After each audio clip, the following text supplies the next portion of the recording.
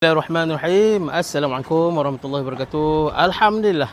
Salam 10 Ramadan. Anak-anak tadi baru lepas buat bacaan Yasin, tahlil doa hajat. Sekarang dia orang dah buka puasa, dah azan, dah masuk waktu maghrib.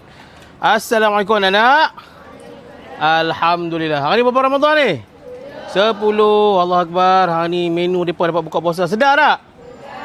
Tu dia bekah hijau, penutup ayak pun hijau, serba hijau depa. Syukur kepada Allah Taala. Terima kasih banyak atas usaha sudi berkongsi rezeki dengan anak-anak Asnaf di sini. Sedap. Alhamdulillah.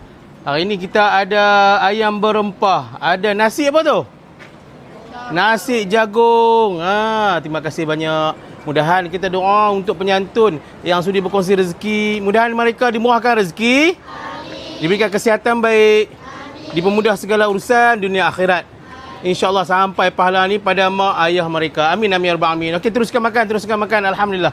Syukur kepada Allah. Ini pelajar-pelajar perempuan, wanita. Alhamdulillah. Ini pelajar-pelajar, anak pelajar lelaki pula. Syukur pada anak-anak. Assalamualaikum anak-anak.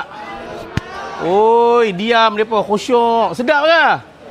Alhamdulillah, syukur kepada Allah Ta'ala. Allah Ta'ala bagi sedap. Syukur. Hari ni kita ada nasi jagung, ayam berempah, limau. Ni ada special ni. Ni orang panggil apa ni?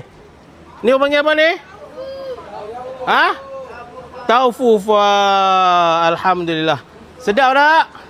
Syukur. Okey, baik. Terima kasih banyak pada yang sudi berkongsi rezeki dengan anak-anak Asnaf sini. Meriah anak-anak ni dapat buka puasa hari ni.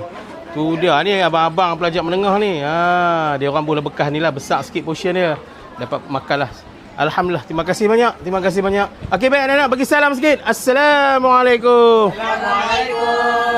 Salam Ramadan ke-10. Jazakallah khairan katsira. Kita gembirakan anak yatim, asnaf fakir miskin. Mudahan Allah Taala gembirakan kita dengan perkara tidak sangkakan. Amin. Amin ya rabbal alamin.